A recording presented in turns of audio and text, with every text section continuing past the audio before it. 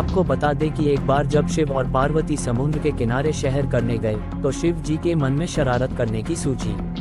उन्होंने पार्वती से कहा, हे देवी, मुझे अचानक आवश्यक काम से जाना पड़ रहा है, मैं कार्य पूरा करके अभी आता हूँ, तब तक आप मेरी यहीं प्रतीक्षा करें।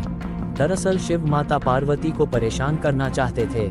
शिव जी की बात मानकर देवी पार्वती अकेले ही तट पर बैठकर उनकी प्रतीक्षा करने लगी।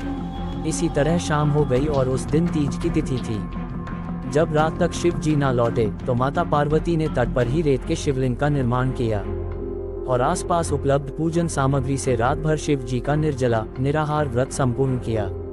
शिव जी सूक्ष्म रूप में वहीं उपस्थित थे और हर गतिविधि के साक्षी थे। सुबह होने पर पार्वती ने समुद्र में रेत के शिवलिंग और पूजन सामग्री का विसर्जन कर दिया।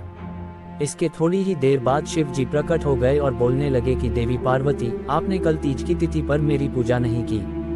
पार्वती जी ने कहा कि मैंने पूजा की है और अभी सामग्री विसर्जित की है। शिव जी अभी भी पार्वती के साथ और ठिठोली करना चाहते थे। उन्होंने कहा कि पार्वती, मुझे तो पूजा का कोई चिन्ह दिखाई नहीं दे रहा है, अगर आपने पूजा की है तो प्रमाण दीजिए। मां पार्वती भी समझ चुकी थी कि भगवान शिव उन्हें जानबूझकर सता रहे हैं, क्योंकि जो जगत की हर घटना का साक्षी है उसे प्रमाण की क्या आवश्यकता है। देवी पार्वती भी इस हंसी मजाक का भरपूर आनंद ले रही थीं। शिव जी की बात सुनकर माता पार्वती ने आसपास देखा, उन्हें एक गाय खड़ी दिखाई दी।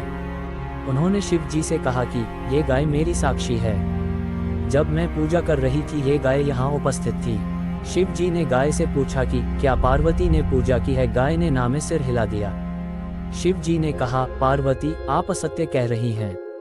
गाय ने आपकी गवाही नहीं दी। शिव जी के सामने स्वयं का अकारण झूठा साबित होना पार्वती सहन नहीं कर पाए और क्रोध में आकर उन्होंने उसी वक्त गाय को श्राप दे दिया कि तू दिव्य जन्मी है, तू जगत कल्याण के लिए प्रकट हुई है, इसीलिए जनहित के लिए तेरे गुण यथावत रहेंगे, किंतु जिस मुंह से तूने झूठी गवाही दी है उसे दंड भुगतना होगा। झूठ बोलने के कारण अब से जूठन ही तेरा आहार होगी। इस तरह झूठ बोलने से गौमाता क्रोध की भागी बनी और आज तक उनकी संतति अच्छा भोजन प्राप्त होने के बावजूद भी जूठन खाने के लिए बाध्य है।